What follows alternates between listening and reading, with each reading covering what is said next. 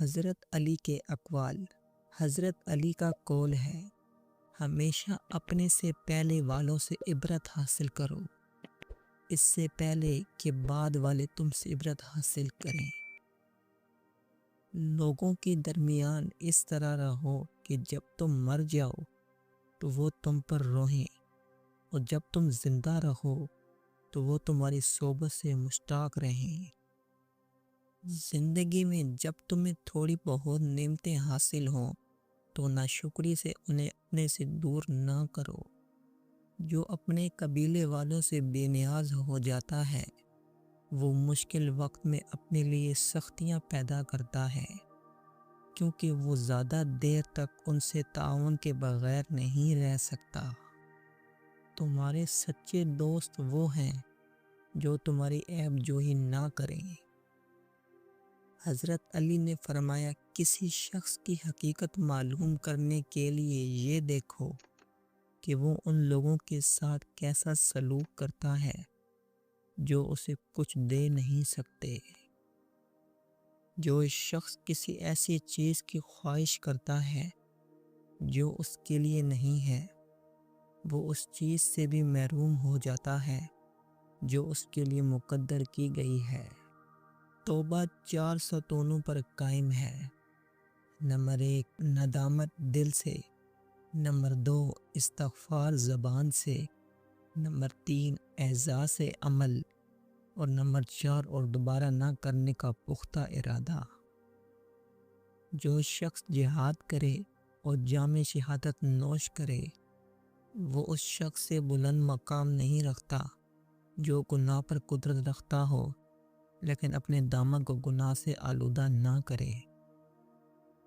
حضرت علی نے فرمایا، تمہاری قیمت اتنی ہے جتنی تمہارے احسان کی قدر کی جائے۔ احسان کرنے والے کی قدر کرو، کیونکہ احسان کا انکار کرنا ناشکری کی انتہا ہے۔ جب تم کسی نادان کو دلیل سے خاموش کر دو تو وہ تمہیں اس طرح دیکھتا ہے جیسے تم نے اس کی ذات پر ظلم کیا ہو۔ اگر تمہارا علم تمہارے جہل کو اور تمہارا یقین تمہارے شک کو دور نہ کرے تو تم نے اپنے علم کو جہل میں اور یقین کو شک میں بدل دیا ہے۔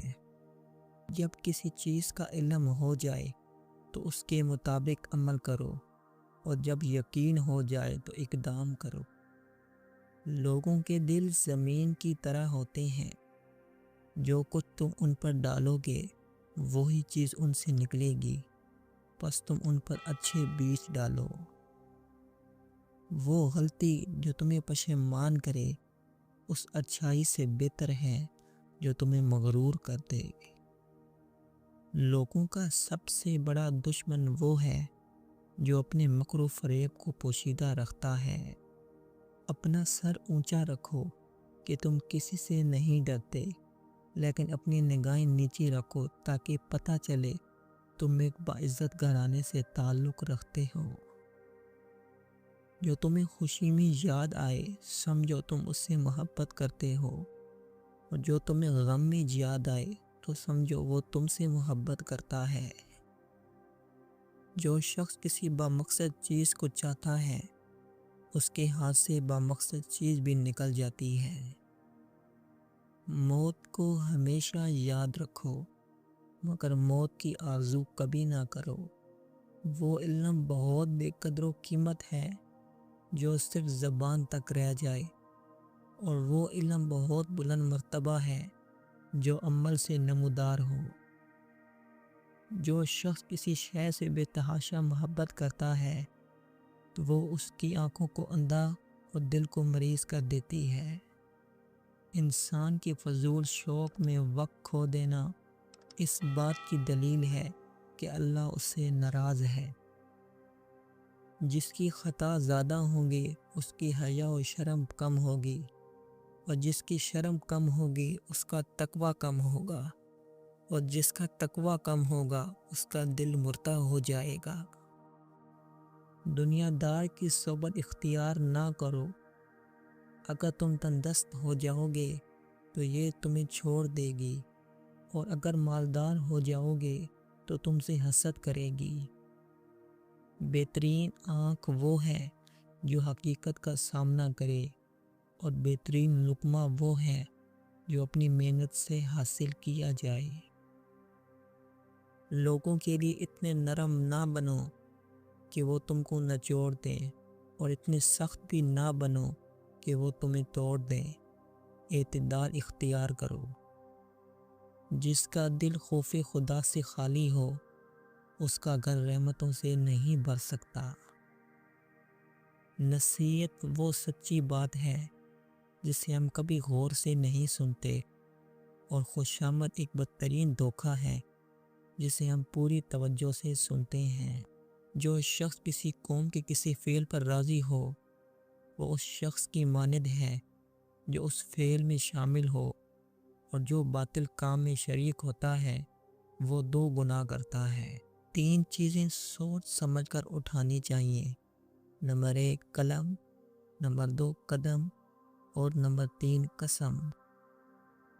اگر اللہ کی اطاعت میں لوگوں کی نافرمانی ہو جائے تو کوئی بات نہیں، مگر لوگوں کی اطاعت میں اللہ کی نافرمانی ہرگز نہ ہونے دو۔ گناہ کو پھیلانے کا ذریعہ بھی مت بنو، کیونکہ ہو سکتا ہے کہ آپ تو توبہ کر لو، پر جس کو آپ نے گناہ پر لگایا ہے وہ آپ کی آخرت کی تباہی کا سبب بن جائے۔ مصروف زندگی نماز کو مشکل بنا دیتی ہے، لیکن نماز مصروف زندگی کو بھی آسان بنا دیتی ہے۔ حضرت علی نے فرمایا، پہلے اپنے آپ کو بدلو، ایک بہترین انسان بناؤ، پھر یہ زندگی خود تمہیں اچھے لوگوں سے ملوا دے گی۔ خلوص اور عزت بہت نایاب تحفے ہیں، اس لیے ہر کسی سے ان کی امید نہ رکھو، کیونکہ بہت کم لوگ دل کے امیر ہوتے ہیں۔ جو شخص اپنے کو لوگوں کی پیشگوئی اور رہبری کے لیے معین کرے، اس کے لیے ضروری ہے کہ لوگوں کو تعلیم دینے سے پہلے خود تعلیم حاصل کرے۔ غلط فہمی اور شک کا بیج ہنستے مسکراتے گھر کو ویران کر دیتا ہے۔